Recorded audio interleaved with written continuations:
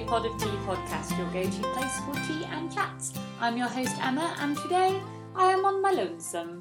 I'm going to have a lovely, snuggly cup of tea. I'm currently sat on my sofa. I've kind of mixed things up, so I'm hoping this doesn't mess with the volume too much, but I want to do a cosy one. So I'm on my sofa, I've got my blanket, I've got a hoodie on, of which I have spilt copious amounts of sour cream down when I had my dinner, which I'm sure you're all delighted to hear about. But yeah, anyway, I'm not that much of a mess. I have cleaned it up. Oh my god, my dinner was so good. I made a salad. There was halloumi. There was roasted tomatoes from my garden. Pepper. I had spinach. I had red onion. Oh, it was wonderful. It was wholesome. It is the kind of dinner you have when you do a big shop. So you know when you go to the shops and you do your shop for the week or the month or however you guys do it, and you have all this delicious food and you look at it in the fridge and you go, yeah, I'm going to eat everything. I'm going to make a meal that encapsulates as much of the things in this fridge as I possibly can because it's all so delicious.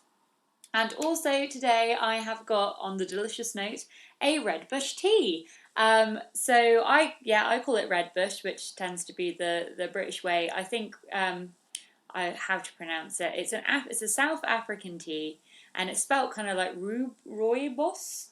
Rooibos.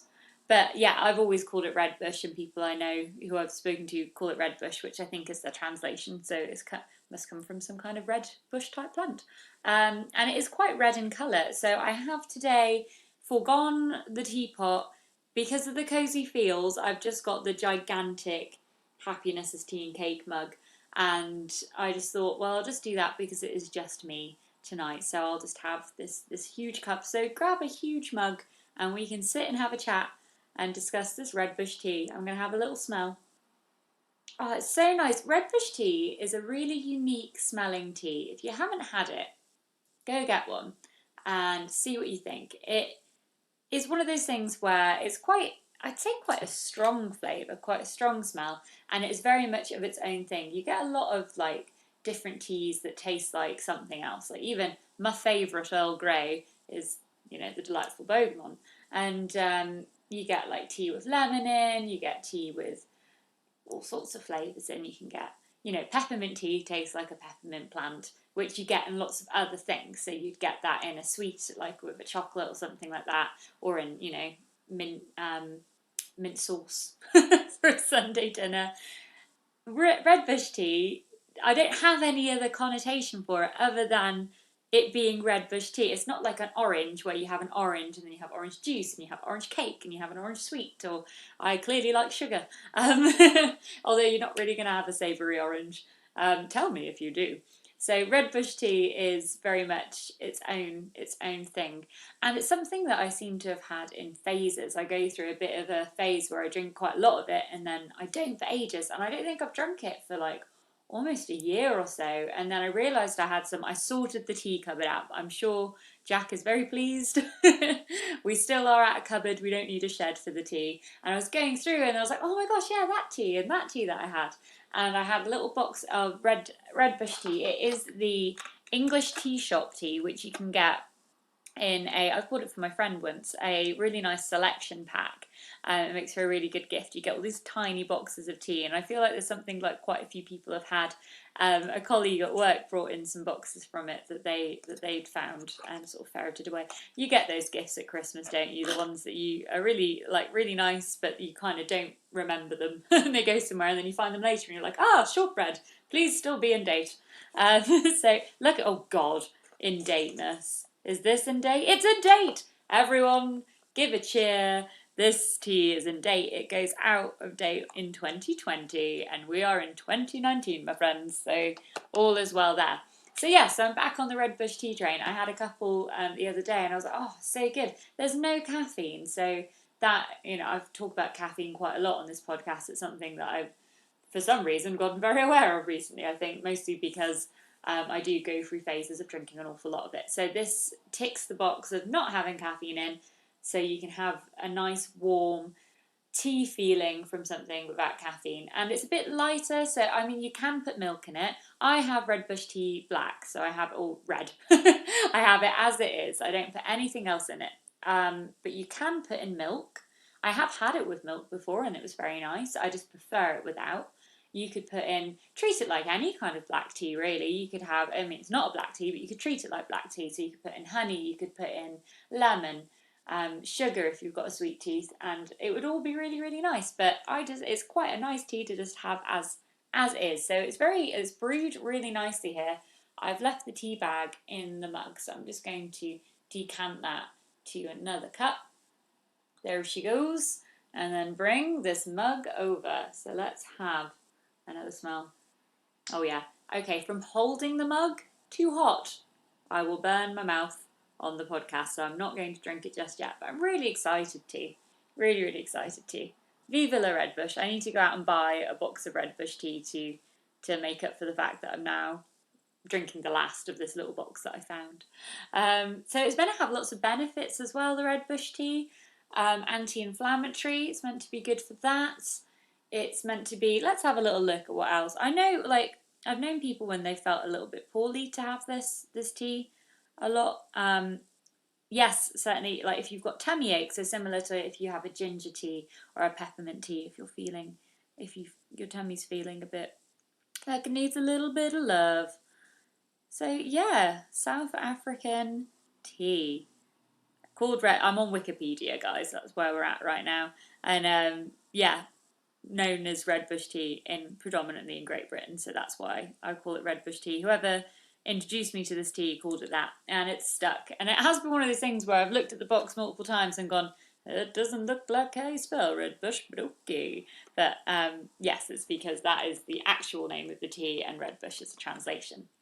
So lovely teas ahead. So we are celebrating autumn today, my friends, with the Redbush tea as well. Nice autumnal colours because it's turned.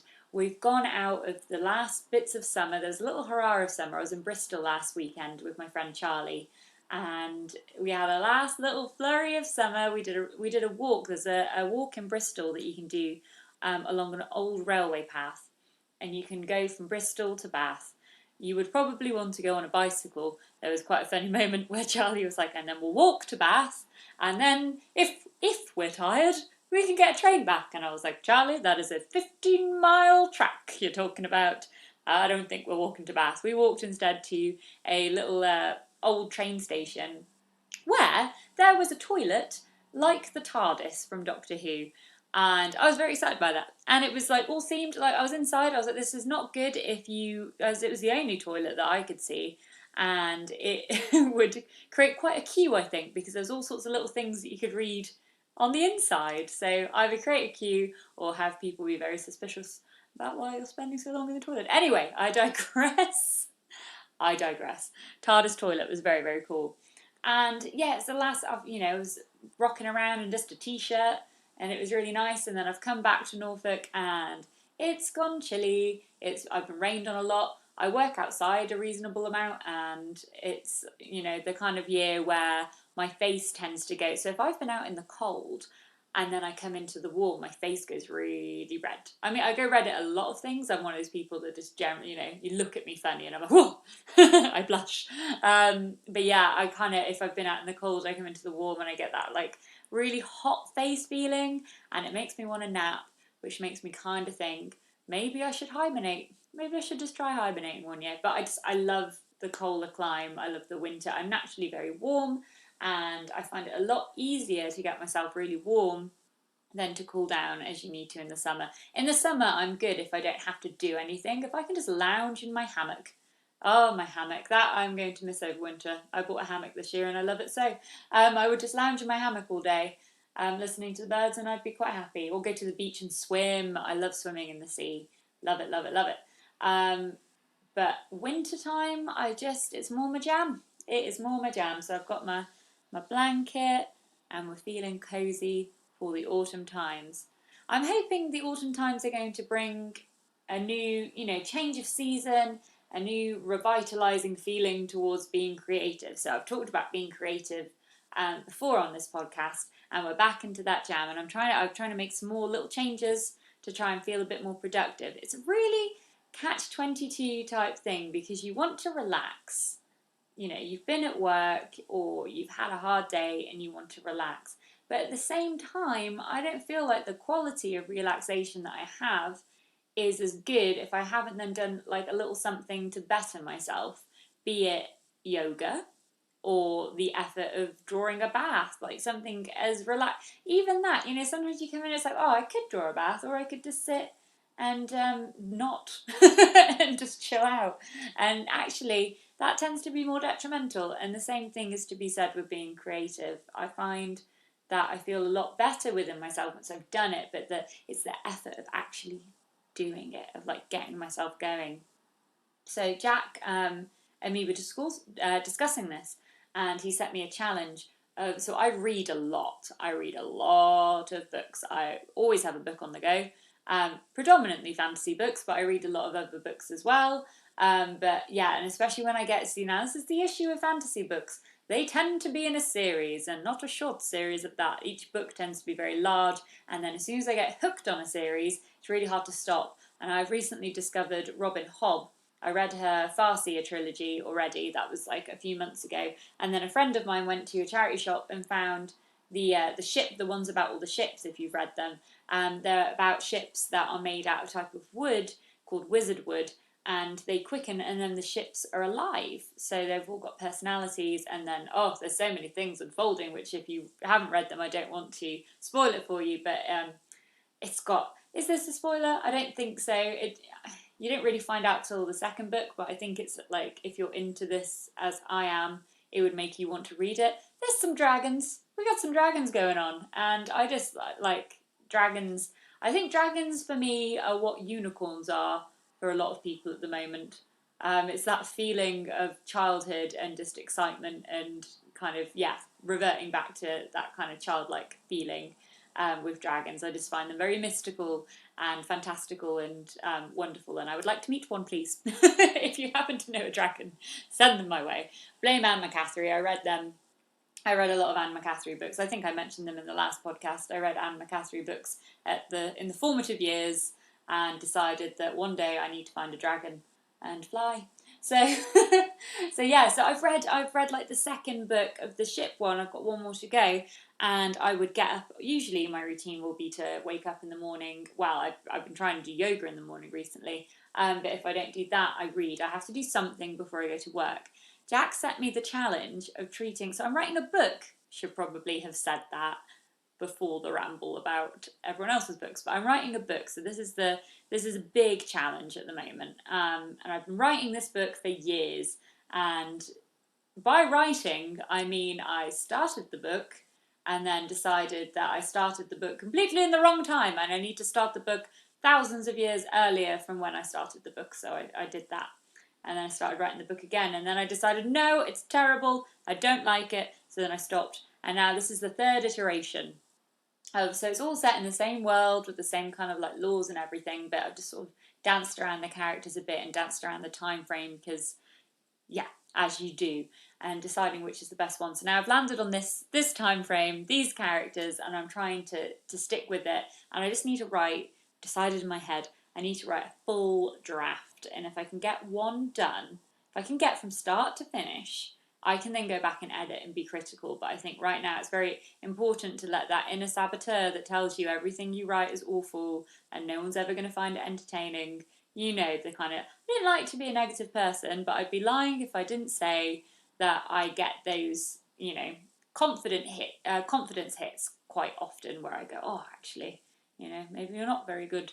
And I'm not saying I'm going to be the best at writing, but certainly, if I don't actually write the book, then I'm not even giving it a chance. It's like when people say about winning the lottery, isn't it? You're not going to win the lottery if you don't buy a ticket. So I'm not going to give my book a chance of being read. Even if one person read it and they liked it, that would be wonderful. Not me, though. Someone else, and not Jack. He's not allowed to count either. So someone else needs to read the book, and if they like it, then it's worth doing. So he set me the challenge, full circle, of not reading and trying to treat my book with the same feeling of relaxation and escapism as I do when I read everyone else's books, which is an interesting concept. It's an interesting experiment. Not going to lie, I have book withdrawal, folks. I woke up 2 mornings ago and I sat there and I didn't have enough time to do yoga. I was staying quite late at work, so I decided I was going to get up. Oh, it was yesterday. Oh, it feels so long ago. I decided I was going to have a bit of a lay-in because I was going to be at work till quite late. I needed to wait for it to go dark to check some lights out. Super fun.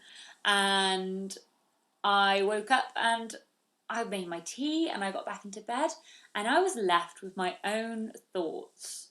So, I don't like scrolling on my phone too much. That's a bit of a thing that I've acknowledged that can be quite a bad habit because I'm letting a lot of information seep in a very like quick way that maybe isn't the most healthy way of absorbing all of that information. So I try not to sort of wake up and then to start scrolling through my phone instantly and spend 20 minutes doing that and then get out of bed.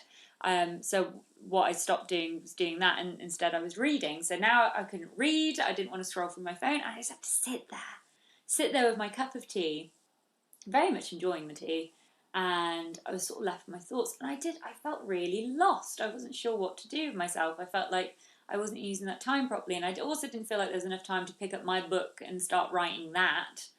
So I just sort of sat for 10 minutes. And there's a lot to be said at the moment for like meditation and mindfulness. I see a lot of stuff about that out there. And I think maybe that could possibly have been a moment, and maybe was a moment, but I was just adjusting to it, where you just need to think and allow yourself to sort of be for a bit. Um, it's interesting. I think I've just had an epiphany, folks. It's interesting because I see so many people talking about like mindfulness and meditation and things. Not that I know how to meditate or really what it entails, but I imagine it's involving sort of sitting and not doing much and thinking. So not doing much physically, I mean, and letting internal things happen.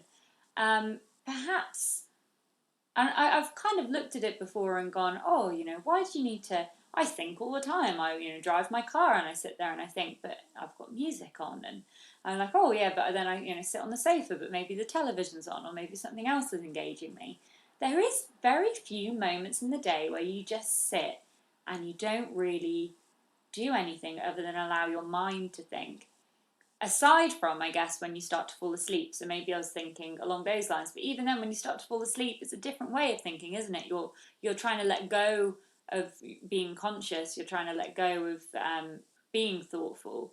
You're trying to relax. And quite often I'll go off in my head and make up a little story, and that's how I fall asleep. So again, yeah, trying to be in the moment, I guess, and thinking about serious things, or like stuff that's actually going on, and processing that is probably quite an important thing to do. So that's what I discovered. I've just it's one of those moments with this podcast right now where I'm going, I feel like I'm having a conversation with you, dear listener, and I'm not letting you have a word in edgeways, which I apologise for. So if I could hear you, I'd let you talk back. If I could hear you right now, though, that would be quite worrying. So let's hope that I don't. I'm gonna have a sip of my tea. Oh, that's so nice. Really not. Why haven't I been drinking this for the past few months? It's lovely. It's quite almost a fruity taste, but not in terms of, like, you say fruit with tea, and I automatically think of like a berry tea. So not as fruity as all that, but it's got like a little kick, a little lift to it, and then a kind of a more earthy taste that goes with it as well. Yeah, it kind of dances around in your mouth, those tastes. And as I say, because there's not anything to ground it to in like other things that I eat, it's just quite an experience of drinking it and going, oh, this is the flavour of this thing. I remember when I first tried it, I didn't like it. I think that's the way with most stuff, isn't it? Until your palate becomes more my palate was quite late to becoming mature. I think, as a child you eat very simple foods, and they do say it's because your taste receptors um, can't quite handle all of it when you're a child, and you get older and you can try more things because your mouth will like allow you to like it a bit more. I think that happened to me quite late. I had a lot of preconceived notions about what I didn't like when I was in my teenage years.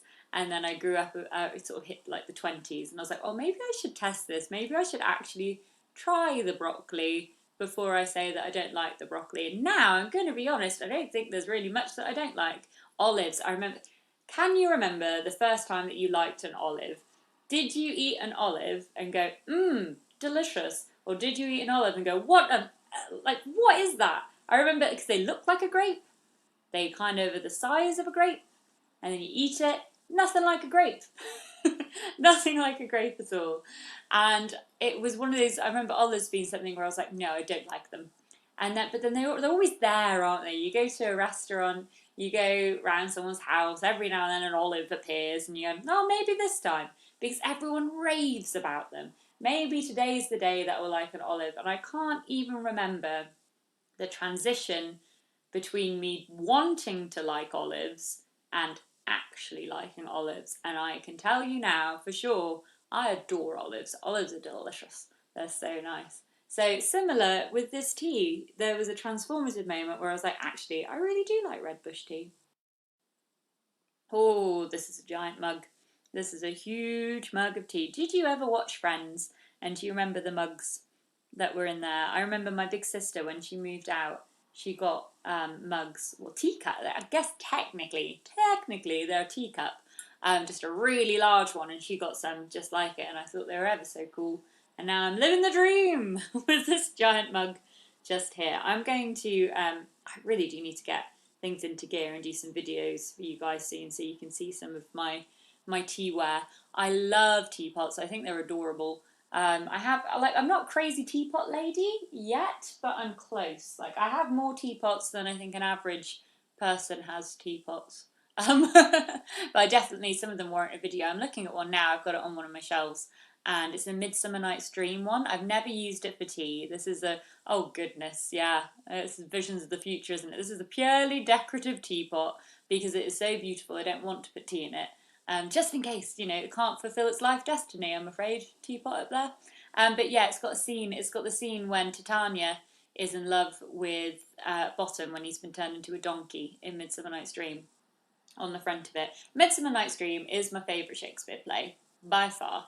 It's wonderful. Well, maybe not by far. There's some others that are like quite close, but that one, I think it's a lot of people's favourites because it is just so fantastical and so lovely, and you can interpret it in so many different ways. I saw the Royal Shakespeare Company do a production of it when I was in school. I had a really amazing English teacher. Did you ever have that teacher who completely believes in you and makes you feel like anything is possible? And yeah, I had one of those, and that was my English teacher in secondary school.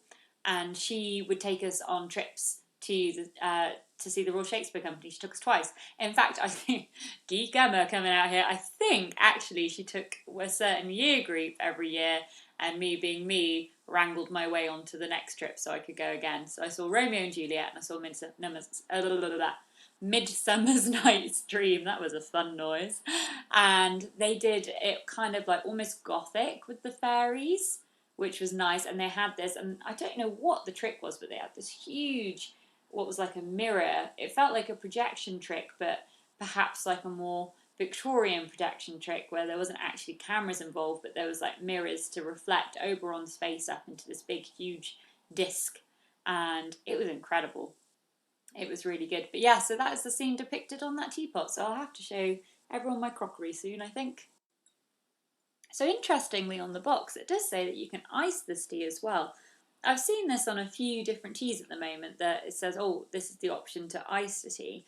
I've not done it before. I think I've mentioned like a recipe that I found in BBC Good Food that said about iced tea. So I think I really need to give that a go. So I'll do that soon and record it. Apart from which I definitely discussed my failed attempt at making iced tea without bothering to look at any kind of recipe a few years ago, which did not taste good. Maybe if I follow the actual instructions on the box, it'll be a bit nicer. But yeah, coming up on Pod of Tea in the future, we've got continuing the journey to becoming a tea master, tea champion, a tea Jedi, if you will. I have bought another black tea that kind of falls into this category of teas that all kind of blend together in my mind. So we did the Assam tea, and I want to say I have now forgotten which one is it. Lapsang tea? Oh my gosh, is that a tea? Right, guys, I'm sorry. I'm going to have to go and check what tea I've got because I'm pretty sure Lapsang is the character from a Terry Pratchett book. So, one moment. And she's back. Yeah, Lapsang is definitely a character from a book which I've now called tea, and completely not the same word at all. The tea that I have is Darjeeling. Darjeeling, everyone. Not Lapsang. What does Lapsang mean? I must check this out. Hold on. Oh, thank goodness. Okay, Lapsang is a tea. So there is a tenuous link as to why I said Lapsang. Lapsang Souchong, sometimes referred to as a smoked tea, is a black tea. Okay, so we'll get some Lapsang next maybe. But first up on the list, we've got Darjeeling, which we'll be doing on the journey to being a tea master. So I'll get Jack on. I'll wait for Jack to be free so we can carry on that with him because I feel like we're doing this as a journey as a couple. And then very excitingly, I am going to be tomorrow in my time, but in 2 weeks' time for you guys, there will be a episode with one Charlotte Harding. And I have talked about Charlotte multiple times so far on here because she is the one who got me into tea. So what a hero she is. I met her at university, and I won't go into too much because I'm sure we'll discuss it on the podcast.